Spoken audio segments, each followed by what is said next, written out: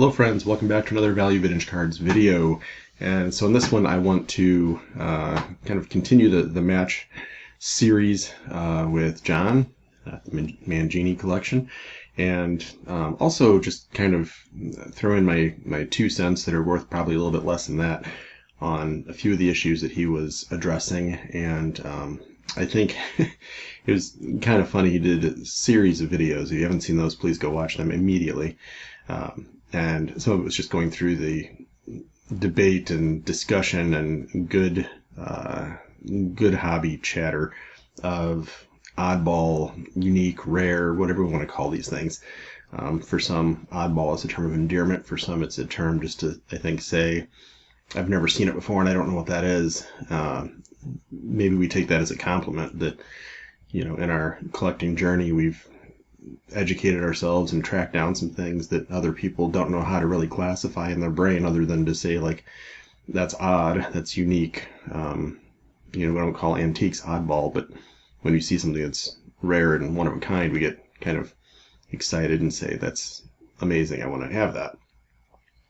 But I did want to kind of throw in my 2 cents. It's funny watching the videos.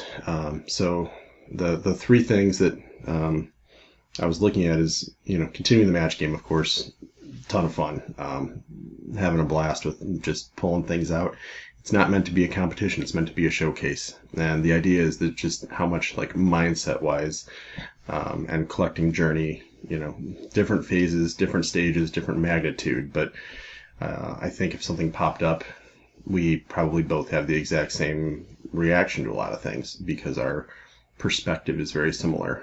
It's not always big cards. It's not always the amount of dollars it's worth. In fact, some of the things that I would show, I'm going to guess if I showed 10 things, value would be ranked very low on what would be most interesting in John's perspective. And so I think that similarity of mindset is probably the biggest, connection between our collections. Again, magnitude, scale, all the things, completely different, but in where we kind of seek to take our collection next, I think we're probably somewhat aligned.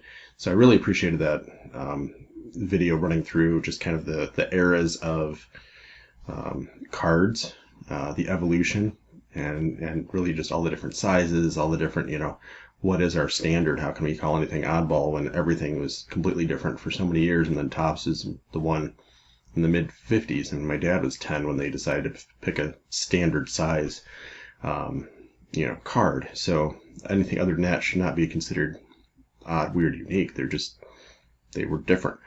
And then the other video that I think was interesting, as he started pulling out some different things. Some of those items were exactly what I was going to grab, just to have some banter and idea, because the last match game, so John pulled out a Dixie lid from the 30s and said, here's my Bob Feller, and then he matched that with a premium of Feller as well, which is really, really neat artwork. And, I kind of said, I'll work on that. I don't have a Dixie lid yet from that era. The player run there is somewhat limited, and I always say I'm kind of rooted in player collecting. So fortunately, I'm wide enough. I'm not like a super one-person collector. I don't have, actually I do have t-shirts, some of them guys, but I don't have like a room dedicated to a person. My channel's not named after a person. There's several people I collect, and a lot of that is so that I have a target within these little subsets. So the Dixie lids in the 30s, I don't have a player that I like super focus on, so I haven't quite gone there. One of them I should. Within football, if I'm going to go football and collect somebody kind of hard, Bronco Nagurski is probably a good choice for me. His career, his style, his teams, all the stuff, the fact he was a wrestler, like, all those things are just interesting. These are really neat, and I think Bronco's a couple bucks. Some of the guys, I think I saw a Ducky Medrick for like $30. If you want to get into this, you can absolutely pick something up, but look how crazy great the back is. so many of the premiums, when you get them, they end up being, essentially a poster or a picture. This is insane. That is fantastic. So if you're going to get into something like that and go oversized and less traditional, and no, it's not a card, how you want to label that is up to you, but I think that's really neat. So I did not have a Dixie lid per se to contribute, but I will show at least a second Bronco item. And this kind of is the fun of what's oddball, what's unique, what's whatever. I prefer either a card that's not as common or something like this where it's a newspaper cutout and then it's autographed, and then, as we talked about, sometimes getting those slabbed, for me at least, brings some comfort because the autographs can be forged easily. That could be a good forgery that, somebody decided was authentic on that day, but at least I have a better chance of that being real if it's in a slab. But I did want to hit a couple other things. One of the items that was shown, and maybe John didn't throw this into a challenge format because it's they're really pretty scarce. The 1960 Post cereal, for whatever reason, I don't know if they just didn't issue enough, or I would need more of a story. There's not a lot of them. I want to say like Al Kaline. There's not a ton of players. It's not like you're getting a huge set to collect. John showed a mantle. So Kaline, I think, has like 11. One of these just ended in REA, and I watched it because I have this one ungraded, and it was an authentic, and it went for, I think with premium it was pushing $400. So they're not cheap items.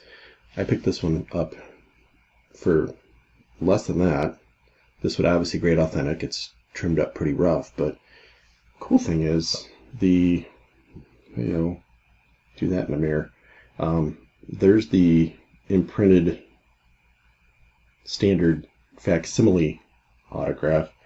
There is his autograph, and so it actually has some certification to it.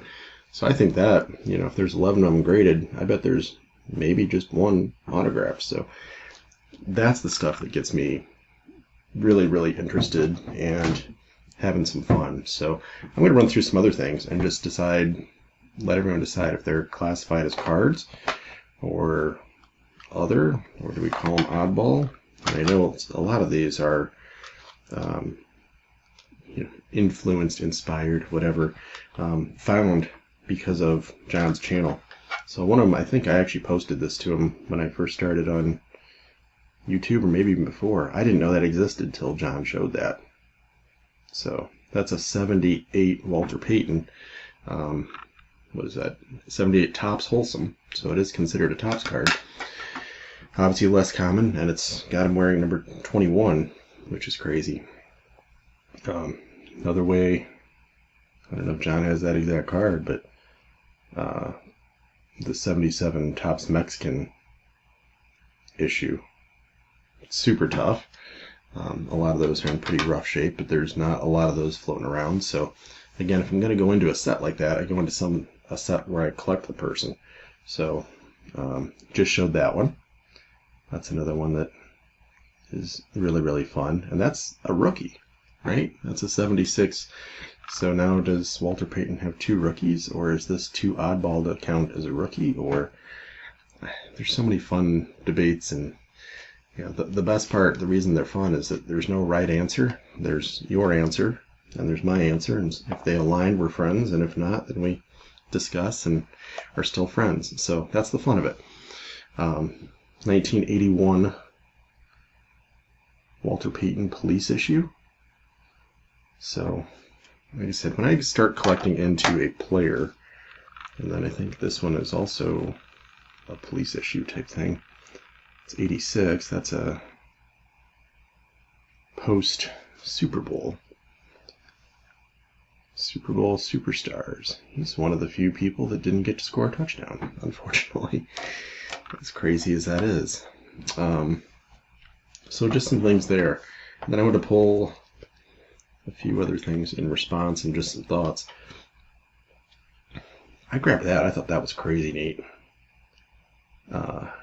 1930 blue ribbon malt. So those are all hand cut. What a cool image, though. And Ted Lyons is underrepresented in my collection, but I thought that was just the coolest picture. Things like this. So there's hundreds. What's crazy, take a look at that. It says 387 in his hat. That's the card number, which it notes above. And so there's not a whole ton of them graded. It's the only 9. So you can always take these, the idea of a match game and a showcase of your collection is, what else do you have that would be like the highest graded? So even if you don't want to match 55 All-American Sports Club, and, pick what you want to match, pick what you don't. That's kind of the fun of it too. But something like that, I'm not a big grading person either, but when you get a chance to get the highest graded, and it's still not crazy expensive, it's not about the expensive, it's about how unique and cool the item is. A couple of old ones that are postcards that I'm going to say most people consider those to be legit items. So Mordecai Brown. That is from the 1907 to 09 Novelty Cutlery postcard. So Three Finger Brown, that was a big pickup. This other one, 1907, I butcher it every time. I don't know, Deitch. Gonna say it feels super German. But another postcard. And this one's not as expensive as the prior one, but if you are watching this on your phone, it might be tough. Find a way to pause and look at this. His hand in this postcard, that's probably the clearest picture that I've seen. And part of it is, again, when you look at like what you're collecting, I love oversized things. I was going to go with an entire theme of just like, hey John, what do you got that's oversized? Because oversized to me is so interesting. It makes autographs bigger. It makes things like that, where if that was an image of his hand and it was a, T206 size, you're talking about minuscule, I can't tell what that is. On a postcard, that's a really, really cool image. So I love that. I think that's really, really neat. I use words twice when I want to emphasize it. That's just my pattern. So really, really weird that I do that. But I don't know who did that in my family. I had to have learned that somewhere. Other things. That's not even a main issue. That was meant as a giveaway. It was 1971 Allstate. Not a ton of these floating around. I looked. There was 2 that popped up. Comps he had. I might just double check to make sure they were both gone. They are. I sent that out to a couple of friends. So if you're a friend that would have found that interesting on YouTube, let's connect somehow so I can text you, because I only have a few people's numbers to text, and both people I texted to said like, super cool, not my time right now. So I don't know who got it. If you're watching this and you got it, that means you think like I do. But there was 2 of them. I grabbed the slightly nicer one. What I love about this, it's extremely tough to find, but on the back, you get his hitting and pitching stats. So very Shohei-esque. May not be 50-50, but pretty gosh darn good career, right? Let's not forget Babe Ruth was not bad. Other things, holiday and postcard of Mickey Mantle. That's kind of fun.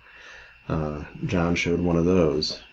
Not as a throwdown to me, but I was able to score one of those.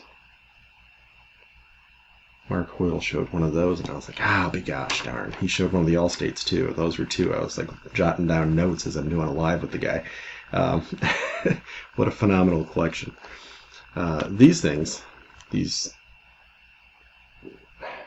I don't know. I think I've heard it pronounced Sohio. I thought it was Sohio because I thought they were issued in Ohio. I thought the Ohio was kind of a key part, but maybe I'm wrong. The Roger Maris is a rookie, and then similar set, and for whatever reason Maris was issued in way higher quantities, and it's not expensive at all if you're looking for a cool item. I love that. Oversized, rookie year, but then you get this, and the Frank rookie is even a touch cooler, but way more scarce. So that one actually goes for some dollars. Again, sort of who cares, right? If you want to go odd unique, I know a lot of folks have these, but if you get cold, you can use your Walter Johnson blanket. It's funny they call that a blanket, but that's, well, I guess that's how you want to look at it. It's literally a diamond cut on purpose. So, but that's how it would sit on my shelf. But there you go. There's your Walter Johnson. What else? Here's a good one. So if you're going to go outside of the definition of what is a card, what is not, what about stamps? I feel like I see these a lot, and a lot of our card community friends are grabbing these things. So 49, that would be considered what, like a second year? It's the leaf year of Musial, and then I think that would be considered, is that Campanella's rookie stamp? Maybe. That pose again. Is that the same pose? Is that yet another item that has that? I mean, it's not quite the pose. It's almost the pose. So I love that pose of him with the Stallmeyer and Bowman and it's all over the place. And then you can go 39. Actually, I'll show this one because I think the other ones, even though it's, again, it's not about the dollars. This was a more expensive one when I picked them up. So, Denton Cy Young. I'm always a sucker for those. But these are the 39 Centennial stamps. So, initial Hall of Famers and a few folks honored. But to me, that one is actually the slightly cooler one, Abner Doubleday. Just because getting Doubleday stuff is not easy. There's a couple postcards and some things floating around, but if you're going to collect outside of standard cards, let's go with that. So stamps don't have to be stuck onto things. So also speaking of things like that, what about Star Cals? These are brutal, but again, when you're going to get into Star Cals, so that's item 93. Item 70, I forget what it is, 71, 78, something like that. They put them in two different sizes. This one's rough. These are really tough, though. And so again, who do I player collect? I player collect Musial. So when I can find Musials in something weird, odd, rare, unique, I do.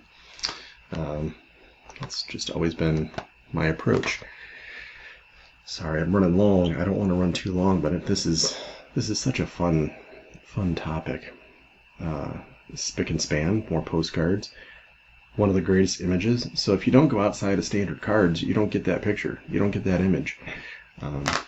It's far more rare. It's got some value for being a mid-50s. You get a mid-50s top card in that condition, it's worth, $12. You get something like that, it still has some value. Philadelphia Bulletin. So, Robin Roberts. And actually the write-up on that is really fun as well, but that would be like a rookie year Robin Roberts, so it's a rookie year cutout. Something different. More discs. I think that might be one that John has even shown. So, a youthful Dave Winfield, another rookie, I guess, right? Maybe, ish. Clementes. And these are the really bad, well, I guess that one's 73. That's a memorial postcard. So that is passing time frame. And then 77 Sertoma stars, which is stuff like that. I'm drawn to that because I think the image is awesome. The fact it's black and white, that uniform and the image of Clemente is just so cool. And then again, it's something you don't see every day on the back. It's got the phone number for the plumber that sponsored this card coming out. I love that. I might call them today and just see how they're doing. Let's see if they're still in business. All right, last three things. I'll wind this thing up. And this is not, again, this is more showcase, have some fun. If John wants to show some things similar, but I just wanted to respond more so, maybe outside the scope of a match game idea, but more so in the just scope of great content, great ideas, taking the idea of what is a card, whether we call it oddball or not. Just, what is a card over the evolution of time? And some of these, I think by definition, do stretch outside what we call a card. But do most of us collect outside cards? Maybe. I mean, this one, 1931. So, again, being from Chicago area, I love when players, even if they had a shorter run, less prime peak career. I mean, I think Hornsby still did pretty fair for the Cubs, but if you think about when he was great, it was in St. Louis. But that's a 1931. Just if I can get close enough without the backlash of the light there. 1931 Chicago Cubs, Rogers Hornsby picture pack. I think there's only 2 of these slabbed, and there's definitely more out there that are not graded, but there's 2 graded. I have the lower graded one. So I just think that's very, very neat. Picture packs, I feel like, get collected more than photographs. I guess because there's probably just greater quantity that are easier to track down, but this one seems somewhat scarce. 1931. I love the image. I do love the fact that it's huge. If you have the room, like my shelving behind me, this will go back on the shelf and be, a display point. So actually, which hand is it? It's that hand. There's my Hornsby shelf. So it goes back in the corner. So the next video, look for that thing. It'll be back there. 2 other things that are probably not meant to be cards, but they are collectibles, and just curious. The first one's from 1926. It's one that my Mathewson collectors will appreciate. I thought really cool picture, and again, I don't know how many there are. I've seen some online sales of this. I've gone to other websites that I thought would be helpful, and they seem to not recognize it exists, and maybe it's because it's not a card. I don't know. But put a ball over the plate for Maddie. Christy Mathewson, Big Six, gallant sportsman, courageous soldier, kindly gentleman. So it's from a benefit game. I just thought that was, when I saw that, I'm like, I don't see that often. In fact, I don't know if I had known it existed before I saw it listed.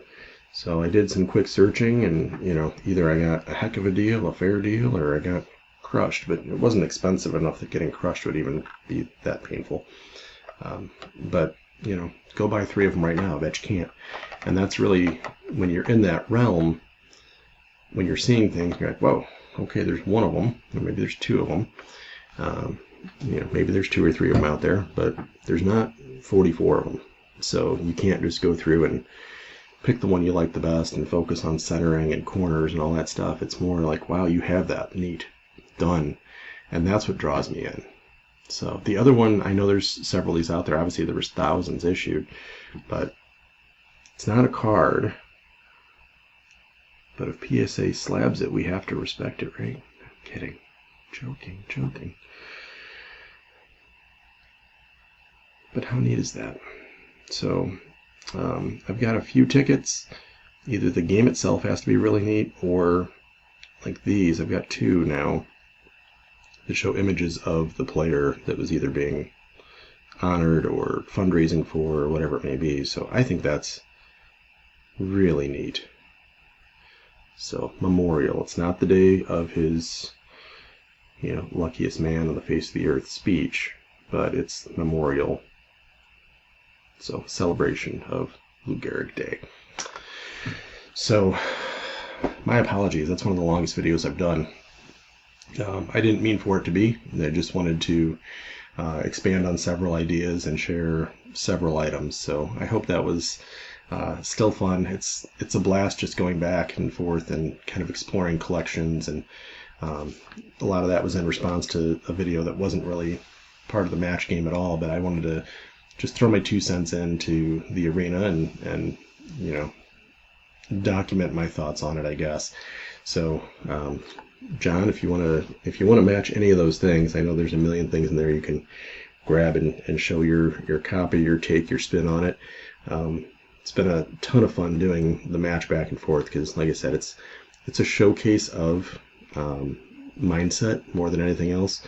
So, you know, John might have the Mickey Mantle post, which is off the charts, impossible, amazing, and outside of, you know, budget scale. But I also want to post. I found an LK line, which is still Hall of Fame player. Not something you see every single day, but also was able to get it autographed. So, you know, it's not about having the exact same collection. It's about having a very, very similar mindset and having some fun and showing what we have. So, on to the next. And I appreciate everyone that hung with for this long. I usually don't intend to do half-hour kind of videos, but just a whole lot to talk about and discuss. And I hope my shares were somewhat interesting and fun, and maybe one or two some folks haven't seen before. So that's it. I will see you all next time. Take care. Have a great one.